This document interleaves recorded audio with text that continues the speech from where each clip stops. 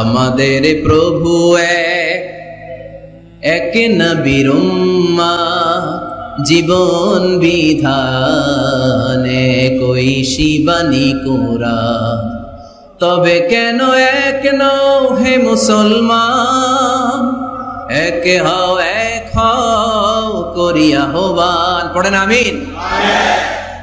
বাইতুল্লাহ এক, আরাআইতান নাসা ইয়াদখুলুনা ফি দীনিল্লাহি আফওয়াজা। হে নবী, আপনি দেখতে পাবেন দলে দলে পালে পালে মানুষ ইসলামে প্রবেশ করছে। আমরা সেই দৃশ্য এখন শুরু করে দিয়েছি। আমার সারা বাংলাদেশে একই অবস্থা।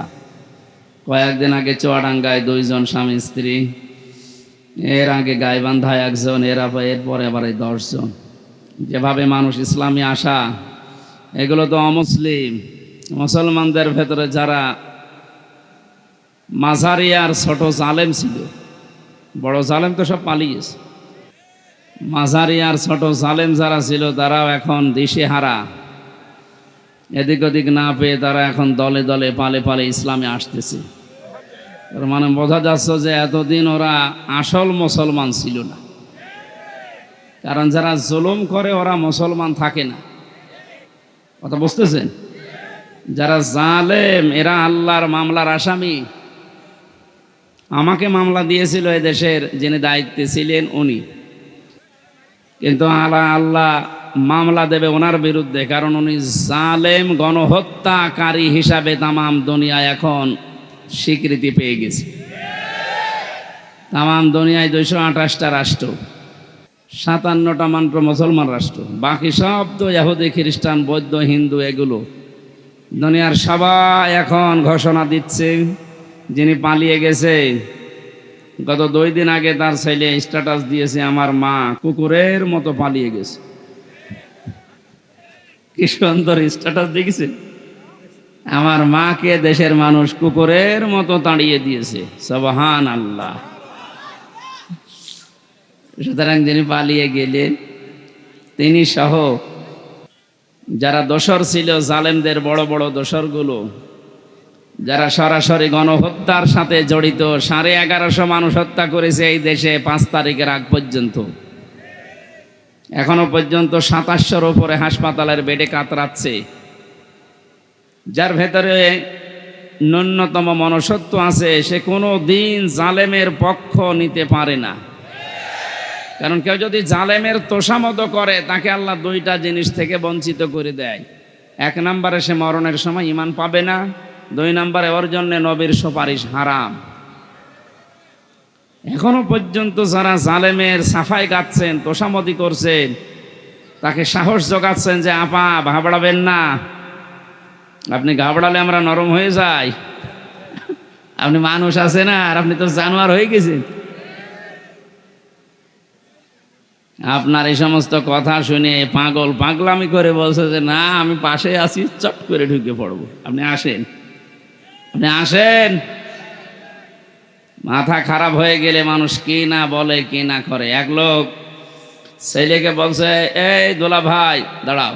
দোলা ভাই মানে একবারে বাড়ি থেকে বলছে, মা আমি মারা যাব। মারা যাবে কেন? বাবা আমার দোলা ভাই ডেকেছে। ও ঠিক আছে, ও মেনসে বাড়ি আসো করে আমি দেখতেছি। সারাদিন পরে যখন বাড়িতে এসেছে, ডাক দিয়ে বলছে, কি গো তোমার মাথা ঠিক আছে? তুমি নাকি ছেলেকে দোলা ভাই ডেকেছো? বলছে, আরে মা গরু হালার এরকম হয়। একটা গরু হারিয়ে গেছে। কি হারিয়েছে?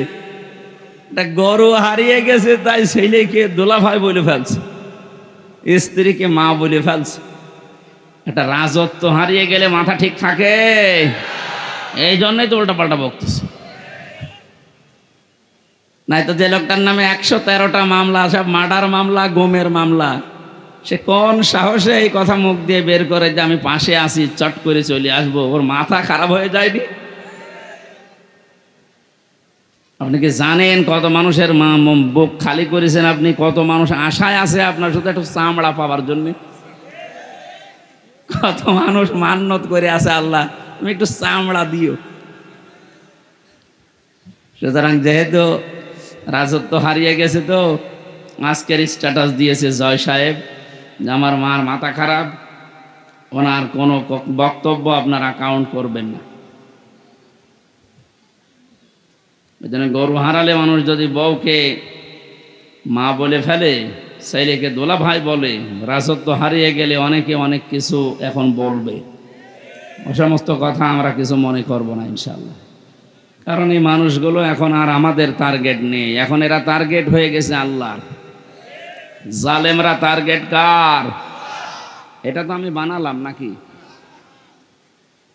সূরা শোরা 25 নাম্বার পারার 6 নাম্বার পৃষ্ঠার 13 নাম্বার লাইনের 42 নাম্বার আয়াতের প্রথম অংশে আছে, ইন্নামাস সাবিলু আলাল্লাযীনা ইয়াযলিমুনান নাস।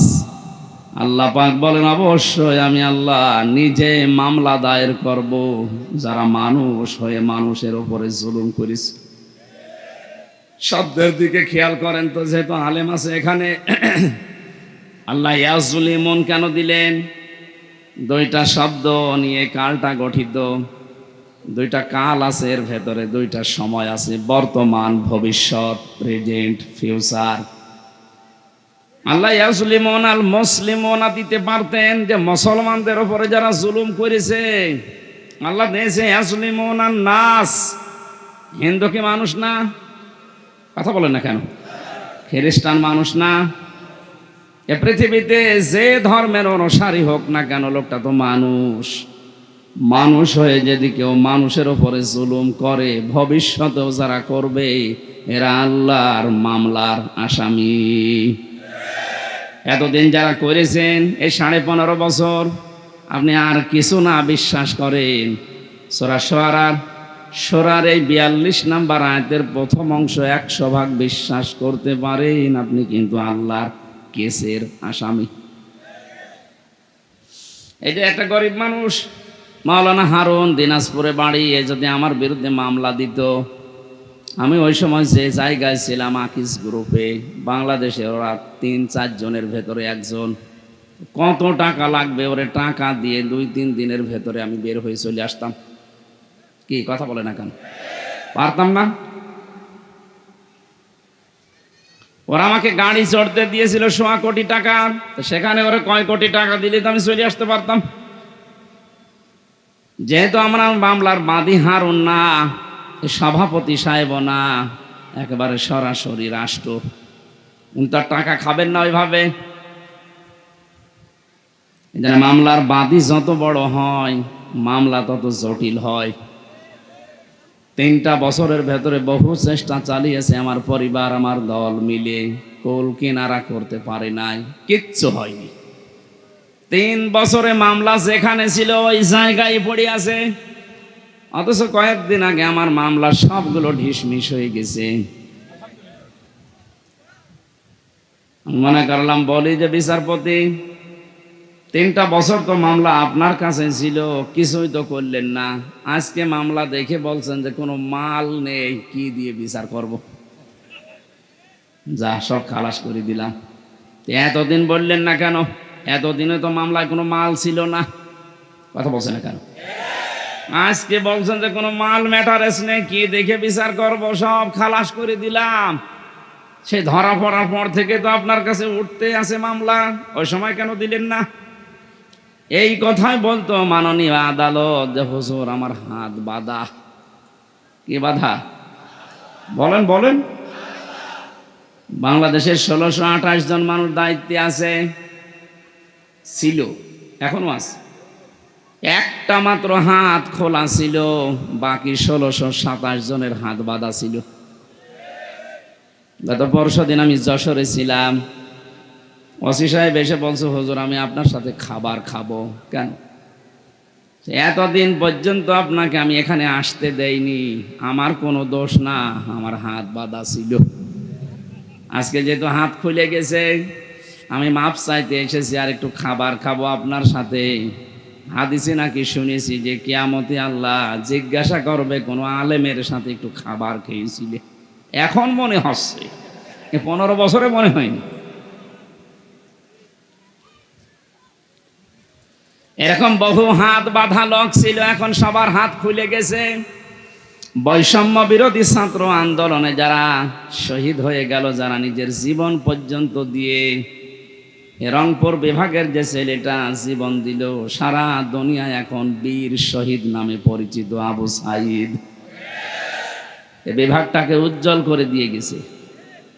নাম যে ছিল, এই নামটাও আস্তে আস্তে মুছে যাচ্ছে। মফিজ আর থাকবে না। এরা এখন সবচাইতে ভালো। আমাদেরকে স্বাধীনভাবে কথা বলতে দেওয়ার জন্য যারা জীবন দিয়েছে, তার ভেতরে এই ছেলেটা 1 নাম্বার। সুবহানাল্লাহ বলতে পারেন না? আল্লাহ যেন শাহাদতের সর্বোচ্চ মাকাম রংপুরের আবু সাইদ শহীদকে দান করে, বলেন আমিন। সুতরাং সংস্কার করার জন্য ওনারা যে উদ্যোগ নিয়েছিল, 9টা দফা দিয়েছিল, তার ভেতরে প্রথম যে আমরা কারো হাত এভাবে বাঁধা রাখতে চাই না, শুধু একজনের হাত খোলা, যা মনে চাইতো তাই করত, আর বাকি সব তো হাত বাঁধা। হাইকোর্টের বিচারপতি যদি বলে আমার কিছু করার নেই, হাত বাঁধা, তাও তো আমার মামলা না, একেবারে ঠুনকো মামলা। এইটা দেখে উনি বলছে না আমার কিছু করার নেই, তো তোর ওই চেয়ারে বসে থাকার দরকার কি, তুই ভ্যান চালা।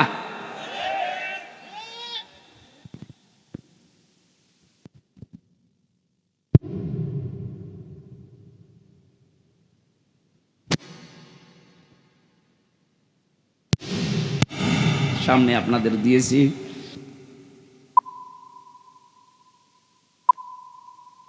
ইনশাআল্লাহ। মনে করলাম যে এটা মনে হয় সিরাত মাহফিল, যেহেতু তাফসির মাহফিল লিখেছেন, আমরা তাফসির আকারে কথা বলবো। আল্লাহ যেন আমাদের তৌফিক দেন। জাহাঙ্গীর আলম ভাই বলছিলেন যে একটা স্বস্তি লাগছে, একটা আনন্দ লাগছে, আমাদের আসলেও একটা আনন্দ লাগছে। কারণ নিয়ামত পাওয়ার পরে যদি 3টা বিষয় আপনার সামনে আসে, তাহলে আপনি মনে করবেন যে আপনি নিয়ামতের শুকরিয়া আদায় করেছেন। কয়টা? এটা একটা নিয়ামত না? এই যে মুক্তভাবে জীবনে কথা বলতে পারছি এখন, উনি বলছিলেন না যে এখন আর অনুমতি নেওয়া লাগবে না। হ্যাঁ, আসলেই তাই। সারা বাংলাদেশের 56,000 বর্গ মাইল। কয়েকদিন আগে গোয়েন্দা বিভাগের যিনি প্রধান এই বাংলাদেশে এখন, তিনি আমাকে বলছিল, হুজুর যেখানে যে ধাঁচে আল্লাহ কথা বলেছে কোরআনে, আপনি ওই ফোর্সে কথা বলবেন, কোনো বাধা নেই, কারো অনুমতি এদেশে আর নেওয়া লাগবে না।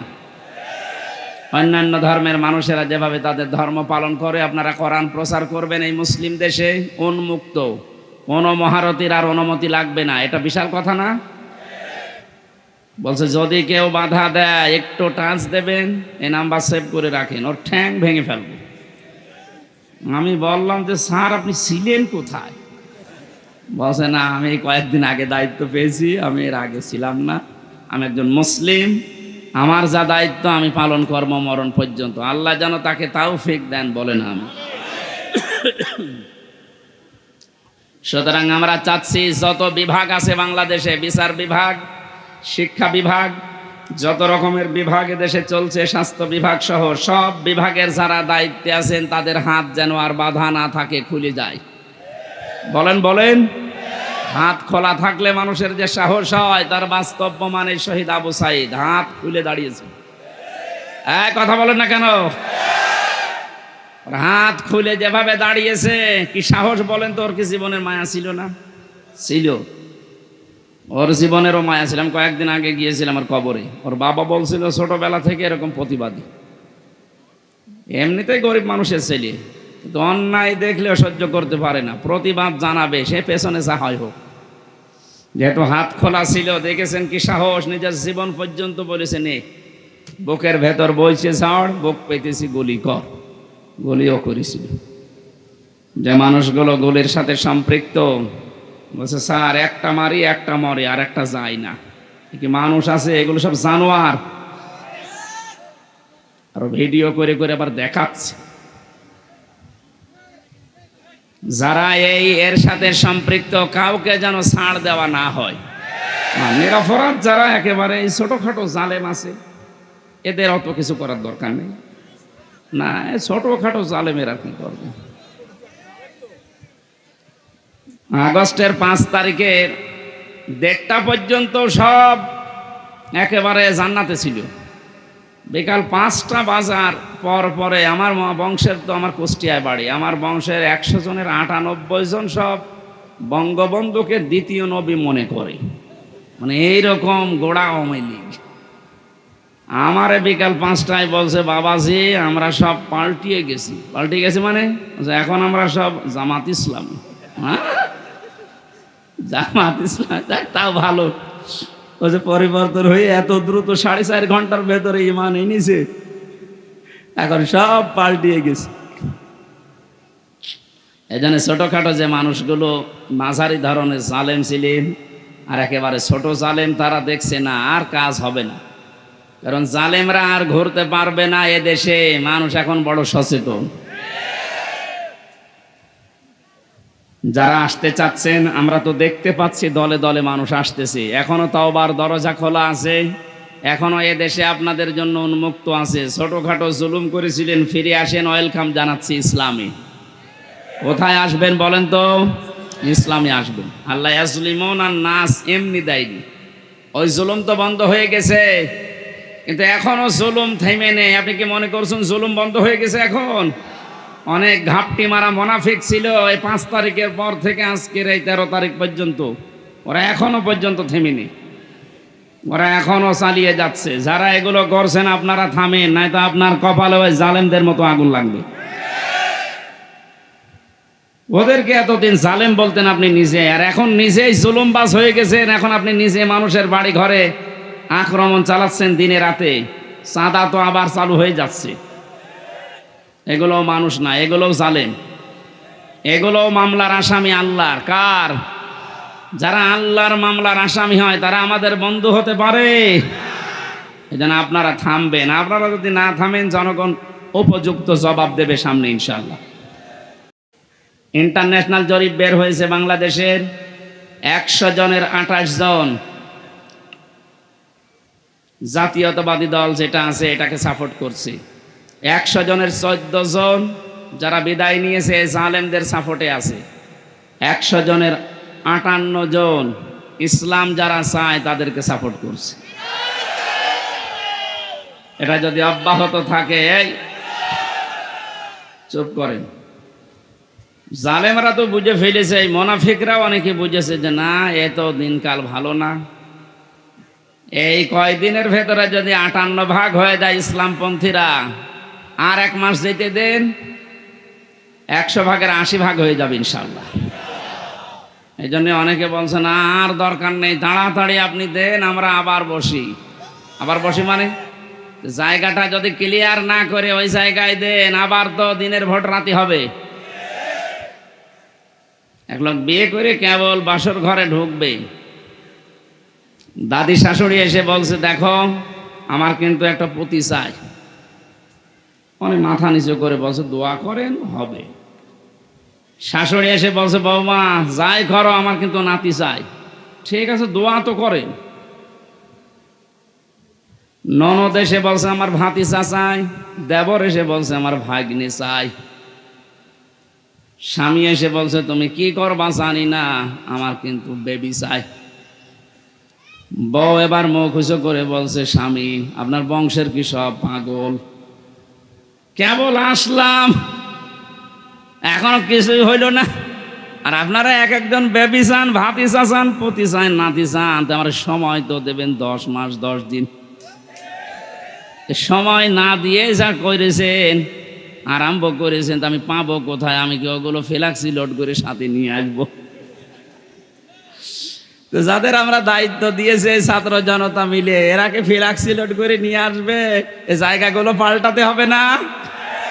একটু সময় তো দেবেন, অন্তত 10 মাস 10 দিন। আর কথা বলেন না কেন? এখনই লাফাচ্ছেন। জামাতে ইসলামীর কেন্দ্রীয় আমির ডাক্তার শফিকুর রহমান জানিয়েছে আমরা সময় দিতে চাই, যৌক্তিক এবং সম্মানজনক একটা সময় চাই। যে সমস্ত জায়গাগুলো এই 15.5 বছরে পুরাটা নষ্ট হয়ে গেছে, আপনি একটু ভাবেন তো কত বড় দুর্নীতিগ্রস্ত হলে জাতীয় মসজিদের ইমাম পালিয়ে যায়। কেন্দ্রীয় মসজিদ বায়তুল মোকাররমের ইমামও পালিয়ে গেছে।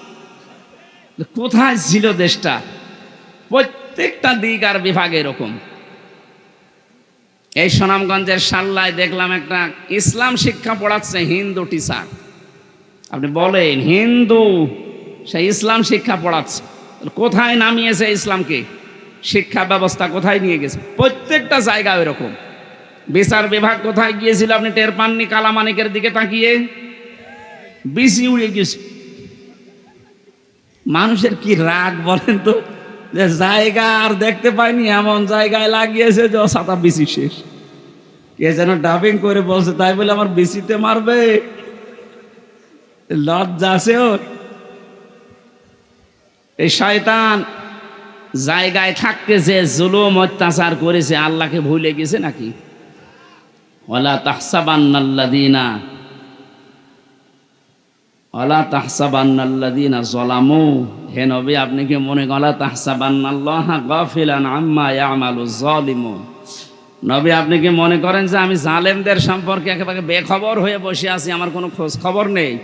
সবচাইতে বেশি খবর রাখে আমি জালেমদের। আল্লাহ যে জালেমদের খবর রাখেন, এটার বাস্তব প্রমাণ দেখেননি? আর কি দেখবেন বলেন তো? আমার জীবনে সব পূরণ হয়ে গেছে। ও কালা মানিক যেদিন খেজুর পাতায় না কলা পাতায় ছিল, ওই দিন আমার মন ভরে গেছে। যা, আর কিছু লাগবে না। আল্লাহ যদি দুনিয়া আর কিছু নাও দেখায়, আমার আর কিছু দেখার দরকারও নেই। এই জন্য বলছি, সংস্কার যখন আরম্ভ হয়েছে বাংলাদেশের 1628টা চেয়ারের একটা চেয়ারেও যেন আর কোনো আগের লোক না থাকে। ইমিডিয়েটলি তাড়াতাড়ি এই জায়গাগুলো পরিষ্কার করে নতুন মানুষ ওখানে বসান। হয়তো এরা না মাঝে মাঝে নতুন নতুন ইস্যু তৈরি করে আবার এ দেশটাতে পৃথিবীকে দেখাবে যে এখনো আমরা শান্ত হতে পারিনি। আমরা তো শান্তই আছি। এই কথা বলেন না কেন? এদেশে এখন যে যার ধর্ম ঠিক মতো নিরাপত্তার সাথে পালন করছে, কোনো অসুবিধা নেই। হ্যাঁ, কিছু মানুষ যেহেতু চাচ্ছে এদেরকে যেন উপরে উঠতে না দেয়, ওরা চালিয়েছিল হিন্দুদেরকে দিয়ে, পারে নাই। হালে যখন পানি নেয়নি, দেখছে আলেমরা মন্দির পাহারা দেয়, তখন আর কি করবে? ওটা বাদ দিয়ে এবার চালিয়েছে প্রধান বিচারপতিকে দিয়ে, দেখি কিছু করা যায় কিনা। ছাত্র জনতা দেখলো না, তখন আর হালে পানি নেয়নি, আবার লাগিয়েছে আনসার। আনসার মানে সাহায্যকারী। কিসের সাহায্যকারীরা? শয়তানের সাহায্যকারী। এটা দিয়েও পারে নাই, ডাক্তারদের লাগিয়েছে, ওইটাও হালে পানি নেয়নি। আবার লাগিয়েছে গার্মেন্টস কর্মীদেরকে, ওইটাও যখন আর পানি নিচ্ছে না, ওদের যা চরিত্র, আমার মনে হয় এখন গলন্দ ঘাটের বেশ্যাদেরকে লাগাবে সামনে। যত কিছুই লাগেন না কেন, এ দেশের মানুষ কিন্তু এখন আর ঘুমিয়ে নেই। 58 যখন আজকের রিপোর্ট, আর কয়দিন যেতে দেন, 70 হয়ে গেলে এ দেশটা ইসলামের হাতে আসবে ইনশাআল্লাহ।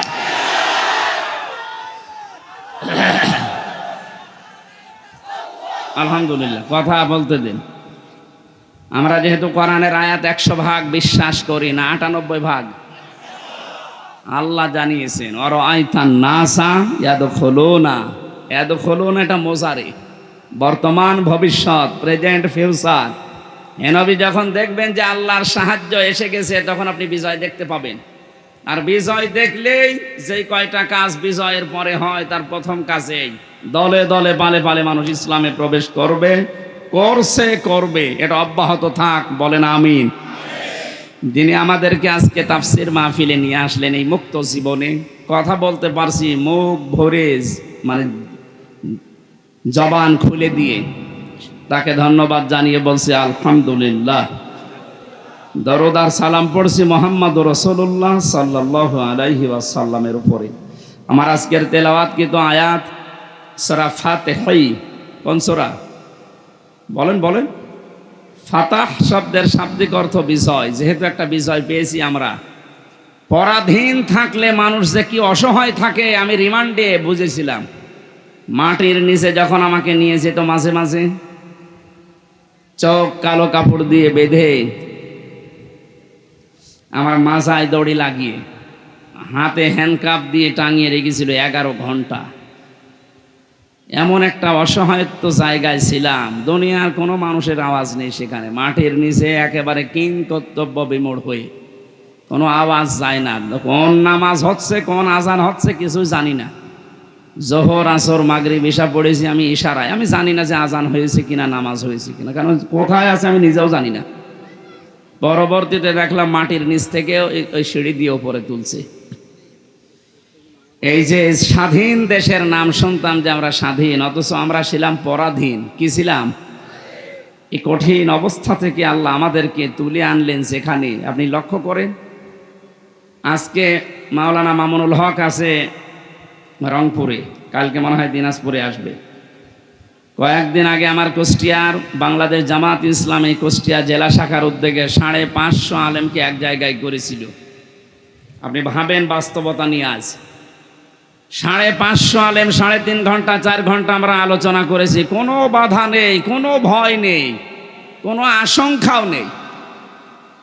অথচ আগস্টের 5 তারিখের আগে 550 না 5.5 জন আলেম এক জায়গায় হলে 10টা মামলা হয়ে যেত। কোথায় থেকে কোথায় আল্লাহ নিয়ে এসে দিয়েছেন। শুকরিয়া আদায়ের জন্য বলেন আলহামদুলিল্লাহ। দরুদ আর সালাম পড়ছি কেন? কারণ বিশ্বনবীকে আল্লাহ পৃথিবীর রহমত করে পাঠিয়েছিলেন। তিনি শুধু সৌদি আরবের নবী ছিলেন না।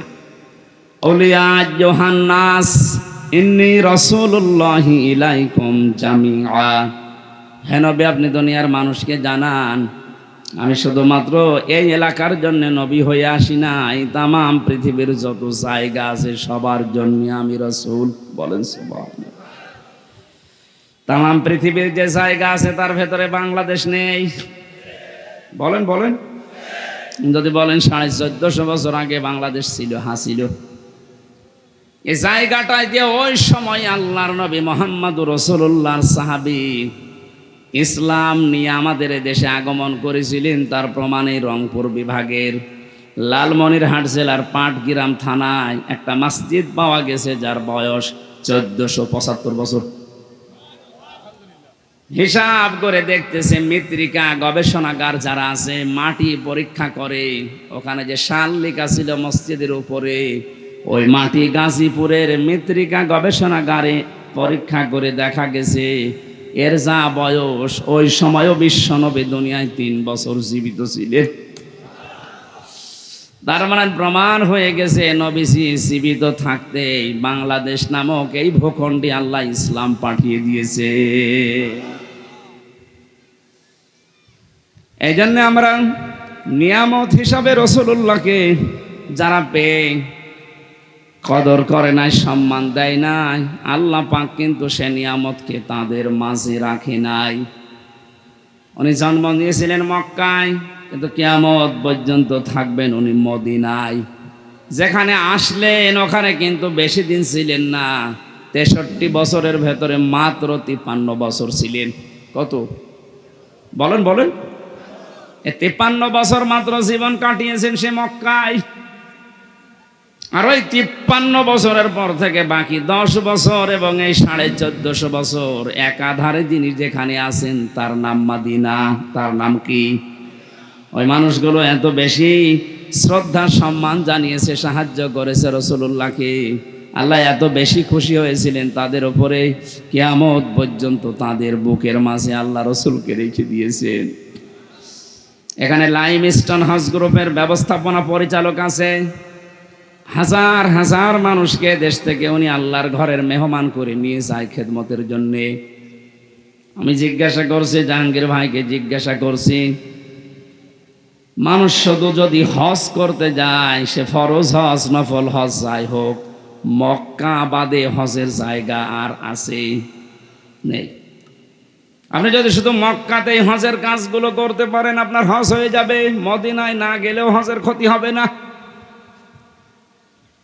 লক্ষ লক্ষ মানুষেরা প্রায় 600 কিলোমিটার মক্কা থেকে মদিনা, 450 মাইল, এত বড় পথ পাড়ি দিয়ে এই পৃথিবীর পৃথিবীর কোটি কোটি মানুষ যারাই হজ করতে যাবে কিয়ামত পর্যন্ত, তারা মক্কাতে হজ শেষ করে ফেললে ও মদিনায় তারা 2 দিন 5 দিন 7 দিন 10 দিন রাসূলুল্লাহর মহব্বতে 40 ওয়াক্ত নামাজ পড়ে তারপরে আসে। অথচ হজের কাজ সেখানে নেই, কারণ রাসূলকে সালাম দেওয়ার জন্যে। এখান থেকে আমরা শিক্ষা যেটা নিতে পারি, যে নিয়ামতের শুকরিয়া আদায় মক্কার লোকেরা করে নাই, আল্লাহ তাদের মাঝে রাসূলুল্লাহকে পাঠিয়েছেন কিন্তু রাখেন নাই। যারা শুকরিয়া আদায় করেছিল, নিয়ামতের গুরুত্ব দিয়েছিল, কিয়ামত পর্যন্ত আল্লাহ তাদের কাছে রাসূলকে রেখে দিয়েছে। আমাদের উচিত হবে আমরা যে নিয়ামত পেলাম, এই যে মুক্ত জীবন, নিয়ামতের শুকরিয়া আদায় করার জন্য আমি বলেছিলাম শর্ত মানা লাগে কয়টা? 3টা। বলেন তো কয়টা? আরো জোরে বলেন। কোরআনে কারীম জানাচ্ছে ওয়াইদ তাযানা রাব্বুকুম লাইন শাকারতুম লাযিদান্নাকুম ওয়া লাইন কাফারতুম ইন্না আযাবি লাশাদীদ। স্মরণ করো ওই সময়ের কথা। আল্লাহ পাক বলেন, যদি আমি কাউকে নিয়ামত দেই আর নিয়ামতের শুকরিয়া আদায় লোকটা করে, ওর জীবনে লাযিদান্নাকুম, আমি নিয়ামত বাড়াতেই থাকবো। শুধু বাড়িয়ে দেব না, বাড়াতেই থাকবেন। এবার আসেন নিয়ামতের শুকরিয়া আদায় করে কি করে?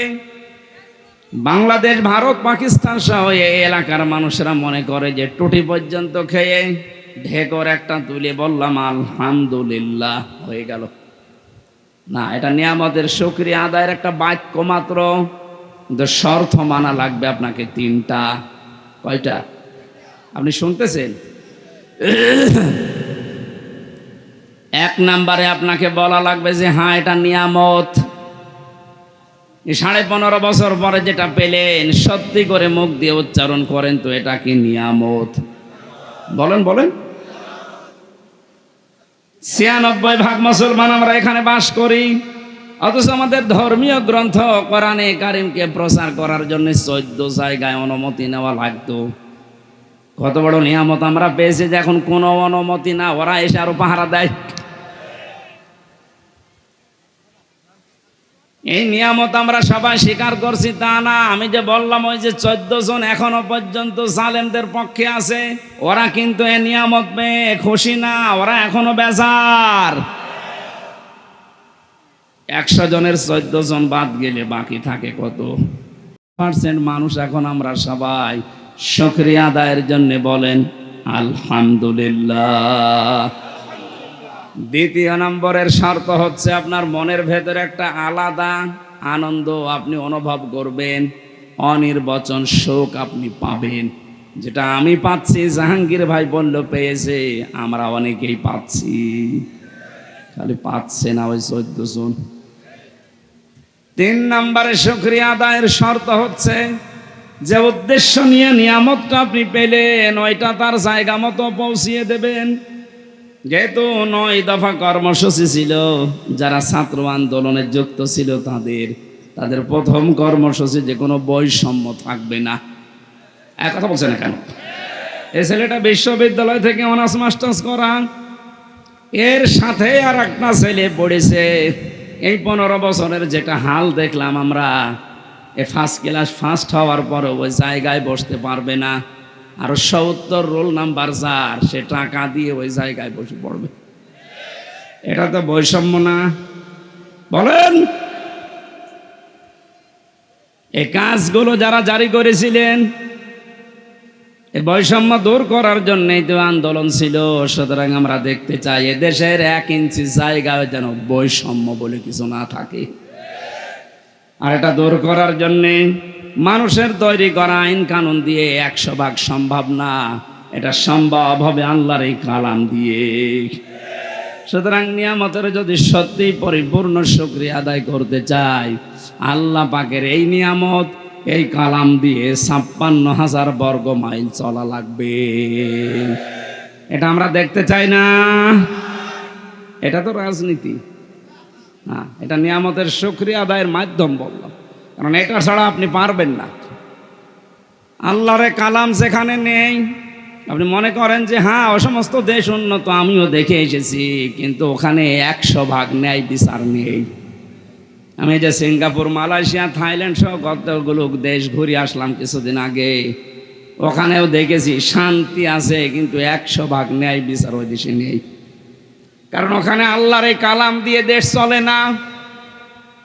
আমান হাকামা বিহি আদালা, যারা কোরআন দিয়ে বিচার ফায়সালা করতে পারবে, নবীজি বলেন তারাই শুধু ন্যায় বিচার করতে পারবে। সুতরাং আমাদের এই দেশে যদি ইনসাফ কায়েম করতে চাই, ন্যায় বিচার দেখতে চাই, পৃথিবীর কোনো মানুষের আইন দিয়ে হবে না, আইন লাগবে আল্লাহর। 53 বছর তো দেখলেন বাবা চালিয়েছিল, দুর্ভিক্ষে মানুষ মরিয়েছে।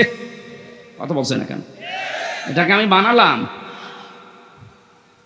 আমার ফাঁসি চাই। বীর মুক্তিযোদ্ধা মতিউর রহমান লিন্টু, এই লোকটার একটা বই আছে, এতদিন গোপন ছিল, এখন বাজারে পাওয়া যাচ্ছে। একটু পড়ে দেখেন তো, আপনি নিজেও বলবেন যে আমারও ফাঁসি চাই। পড়াটা আমি পড়ে দেখলাম, আল্লাহ তো ঠিকই বলেছে যে আমার ফাঁসি চাই। যা দেখিয়েছে ও আমি মনে হচ্ছে দেখে দেখে পড়ছি।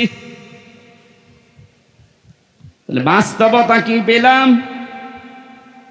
53 বছরের ভেতরে বাবা চালিয়ে যা সুখ দেওয়ার দিয়ে গেছে, স্বামীও চালিয়েছিল, চাচা চালিয়েছে আপনার রংপুরের। কথা বলছেন এখন? বউ চালাইলো তো দেখলাম কেমন করে চালায়, ভাবিও চালিয়েছে। কাঙ্ক্ষিত মানে ন্যায় বিচার শুধু বুকে বলে উড়িয়েছে যে ন্যায় বিচার কায়েম করছি, না কিচ্ছু করতে পারে নাই। ন্যায় বিচার কায়েম করার জন্য আল্লাহর এই কালাম লাগবে। একটু আশা হয় না, একটু তামান্না জাগে না মনে, যে আল্লাহর এই কালাম দিয়ে দেশটা চললে কেমন দেখা যায়? এটা আমরা দেখতে চাই। কারা কারা দেখতে চান দেখি? লিল্লাহে তাকবীর।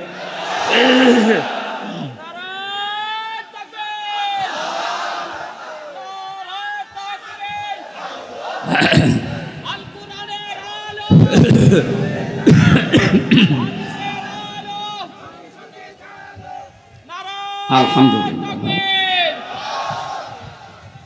গলা ভেঙে যাচ্ছে, মাইক আসলে সেরকম না তো। সূরা ফাতিহায় বিজয়, এই সূরা থেকে মাত্র 2টা আয়াত পড়েছি, আমরা তাফসিরে প্রবেশ করছি। আল্লাহ পাক বলেন, লাকাদ সাদাকাল্লাহু রাসূলাহুর রুয়া বিল হাক্কি লাতাদখুলুন্নাল মাসজিদাল হারামা ইনশাআল্লাহু আমিনিন। এরা ওঠে কারা? এরা খুব জরুরি নাকি? খুব জরুরি হলে যান, তাছাড়া একটু একটু কথা শোনার চেষ্টা করেন। আমি গুরুত্বপূর্ণ কিছু পয়েন্ট এখান থেকে বের করবেন।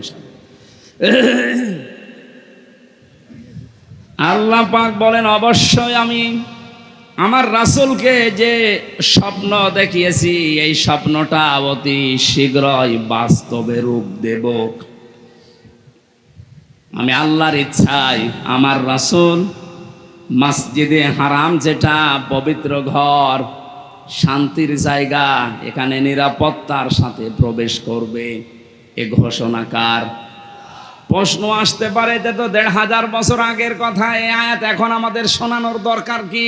এবার আসেন, 1500 বছর আগে এই রসুলকে আল্লাহ যে স্বপ্ন দেখিয়েছেন, এই রাসূলুল্লাহ জানিয়েছে, আল উলামা ওয়ারাসাতুল আম্বিয়া, আলেমরা নবীর উত্তরাধিকারী, নায়েবে রাসূল, নবীর ওয়ারিস।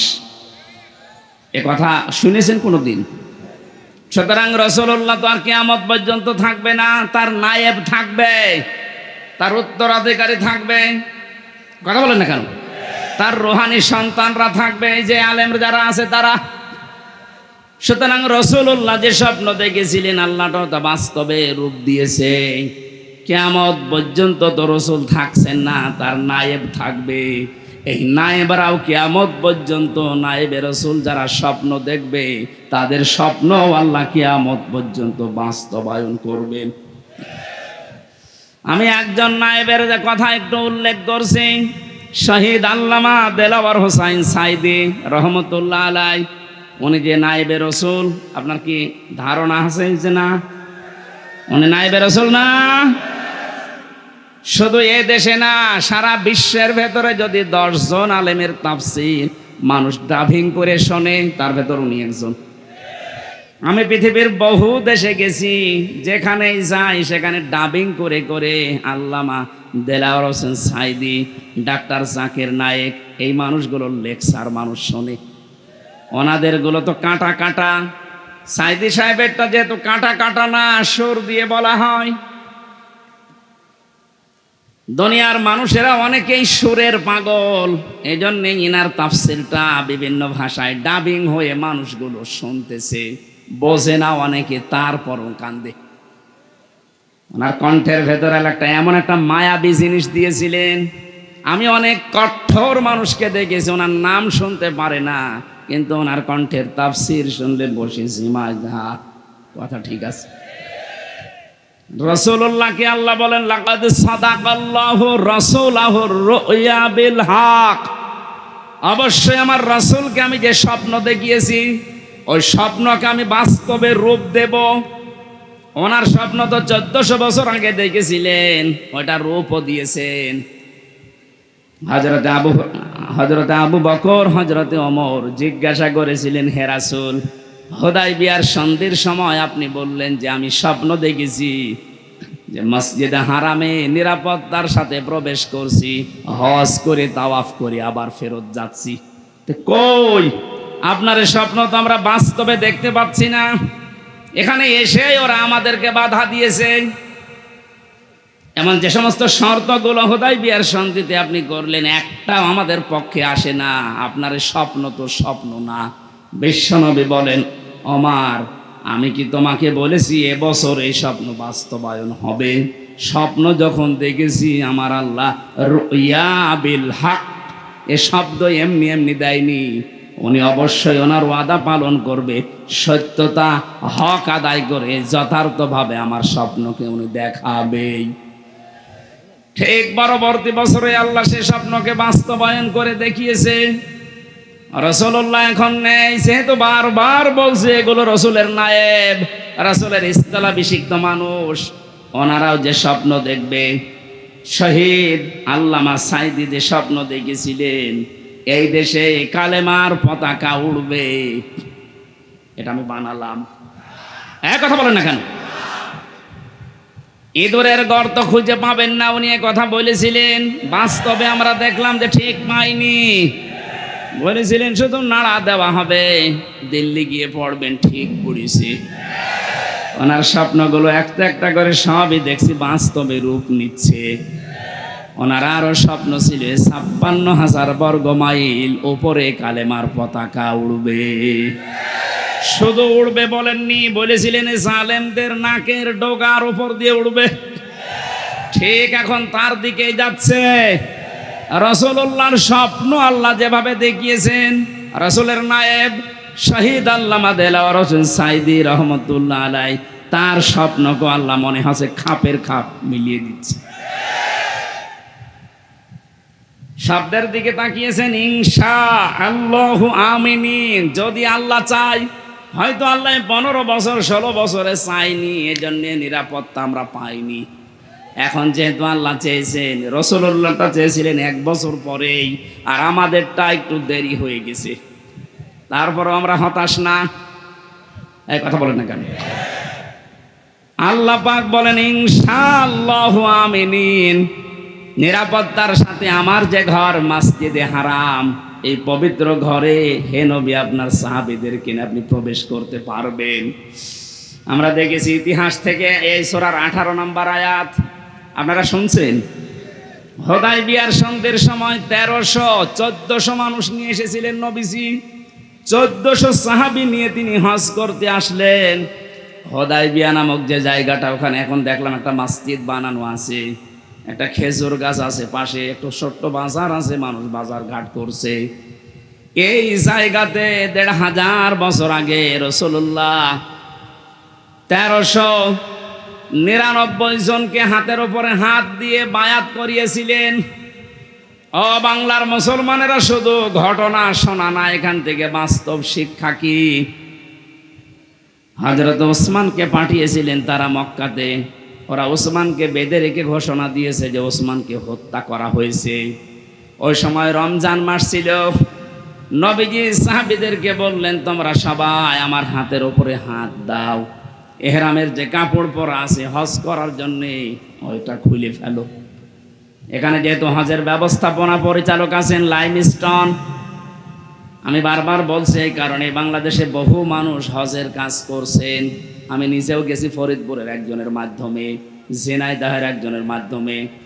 আপনাদের এই এলাকা ভিত্তিক আমি যতটুকু খবর নিয়েছি, শুনলাম, আর ওনারা অনেক দিন থেকে ওই দেশের সাথে পরিচিত। এমন এমন মানুষের সাথে হজে উমরাতে যাওয়া দরকার, যেখানে গেলে আল্লাহর নিদর্শনগুলো দেখা যায়। আজকে আমি আসার পরে যে কথাগুলো শুনেছি, আশা করছি অনেক কিছু ওনারা আল্লাহর নিদর্শন দেখাতে পারবে। এই জায়গাটাতে একটু ঘাপলা আছে। যারা এই কাজগুলো করে ব্যবসার খাতিরে, তারা কিছু টাকা পয়সা বাঁচাতে অনেক মানুষকে আল্লাহর সৃষ্টি নিদর্শন দেখায় না। বহু জায়গা আছে দেখার মতো। আল্লাহ বলেন, কুল সিরু ফিল আরদ ফানজুরু, জমিন ভ্রমণ করো আর নজর করে দেখো। ওনাদের যারা দায়িত্বে আছেন, জাহাঙ্গীর ভাই সহ, মুয়াজ্জিম ভাই সহ আর যারা আছে, আপনারা যদি যেতে চান ওই মানুষগুলোর সাথে যোগাযোগ করবেন আর বলে দেবেন, এই যে কোরআনে হাদিসে যে বর্ণিত জায়গাগুলো আমাদের দেখান, আমাদের ঈমান যেন যা আছে আরো বেড়ে যায়।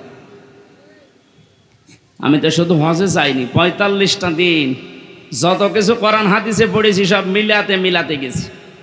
তো এখানে নবীজি ১৪০০ মানুষকে নিয়ে একজন মানুষকে পাঠিয়েছিলেন, তার জামাই হযরত ওসমান, আর বাকি সব তার সাথে।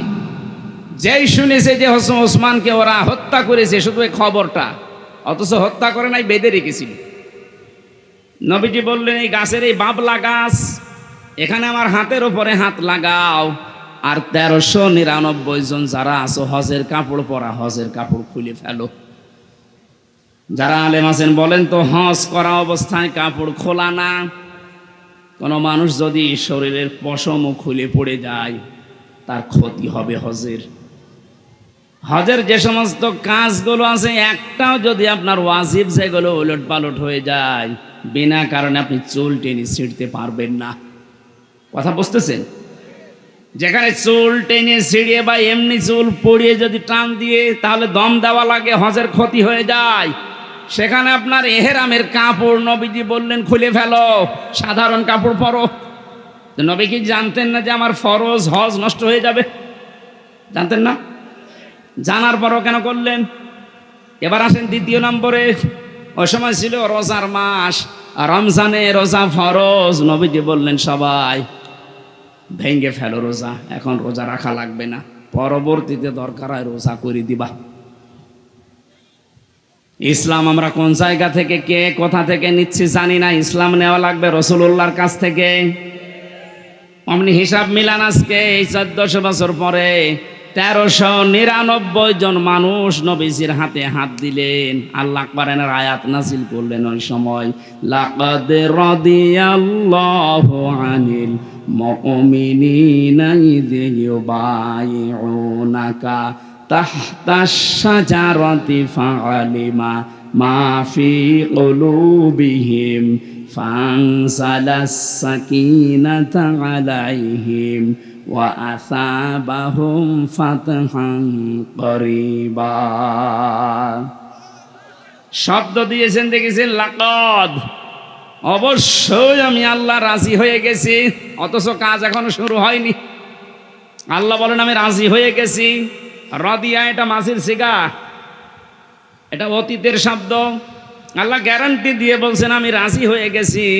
আনিল মুমিনিনা, ওই মুমিনদের উপরে, তাহতা শাজারা, এই যে বাবলা গাছের নিচে আপনার হাতের উপরে যারা হাত দিয়েছে, এই বায়াত দ্বারা গ্রহণ করছে, ইদ ইউবাইউনাকা, আপনার কাছে যারা শপথ নিচ্ছে, বাক্য বায়াত গ্রহণ করছে, এদের প্রত্যেকের উপরে আমি আল্লাহ রাজি হব না হয়ে গেছি।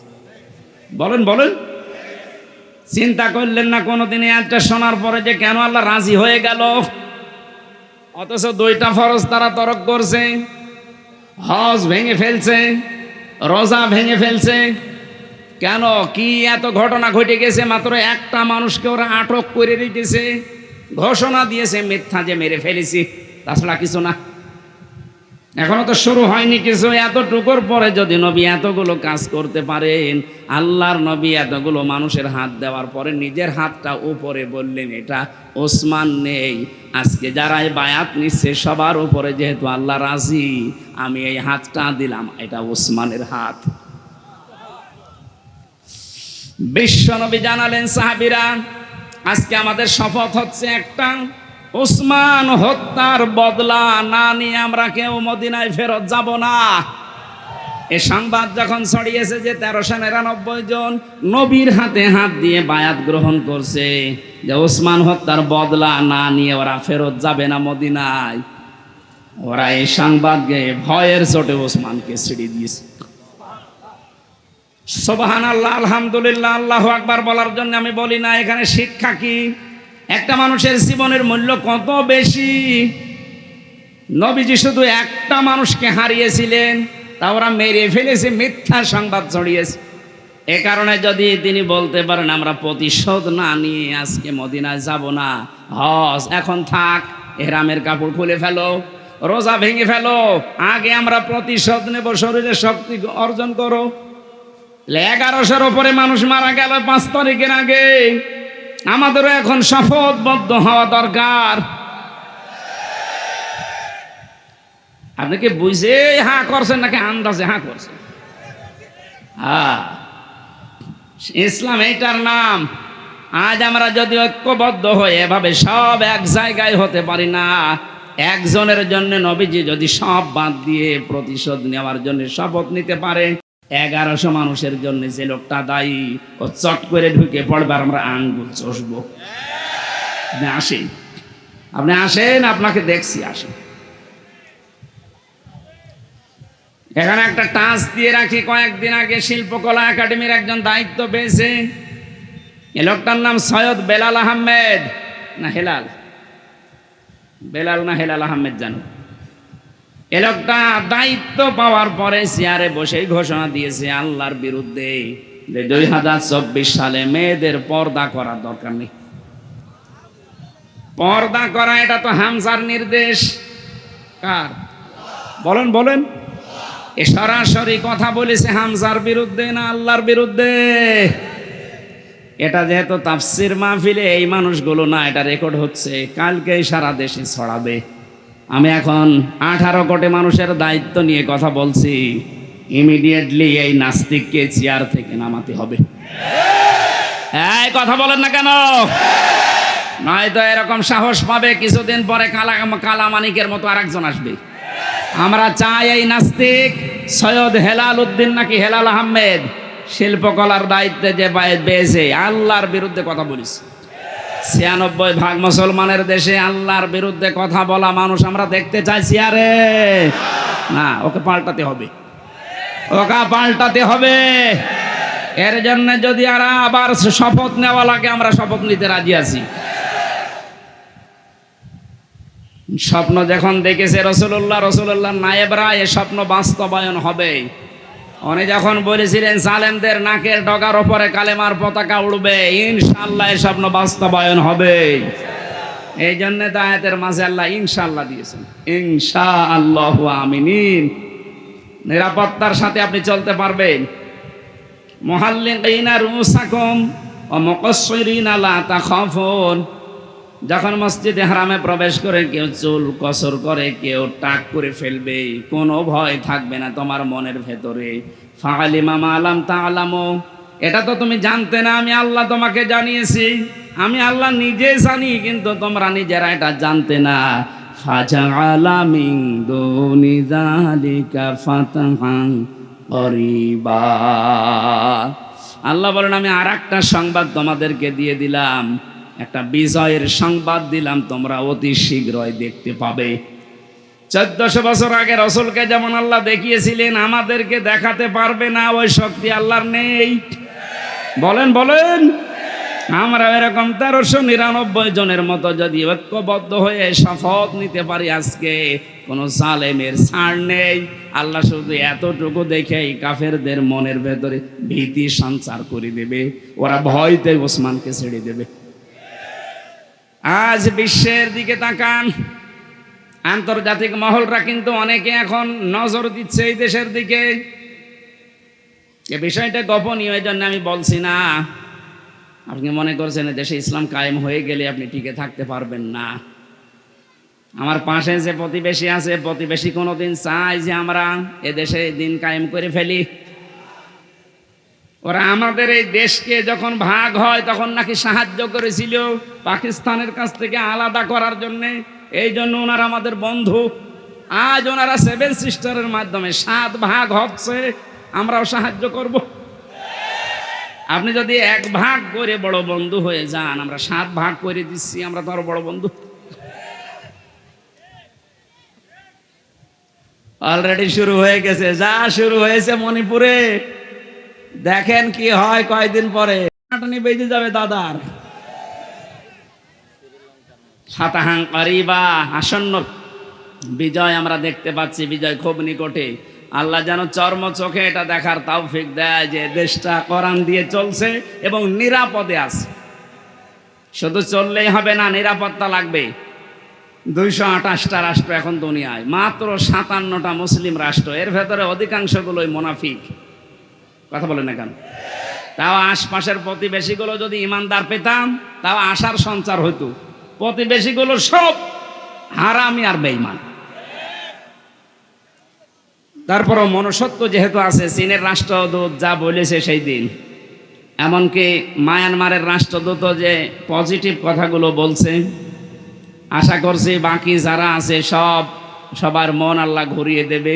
এই দেশে আবার নায়েবে রাসূলের এই স্বপ্ন পূরণ হবে, কালেমার পতাকা পথপথ করে উড়বে ইনশাআল্লাহ। মেয়েদের যে জুজুর ভয়গুলো দেখানো হচ্ছে যে ইসলাম দেশে কায়েম হয়ে গেলে আপনাদের ঘরের ভেতরে থাকা লাগবে, এটা মিথ্যা কথা। জামাতে ইসলামের কেন্দ্রীয় আমির উনি ঘোষণা দিয়েছে, জুজুর ভয় বাদ দেন, ইসলাম যদি দেশে কায়েম হয় সবচাইতে বড় নিরাপত্তার সাথে থাকবে মেয়েরা। তখন আর ধর্ষণের সেঞ্চুরি হবে না। কথা বলেন। আল্লাহ আমাদেরকে এই দৃশ্য দেখার সুযোগ যেন করে দেন, বলেন আমিন।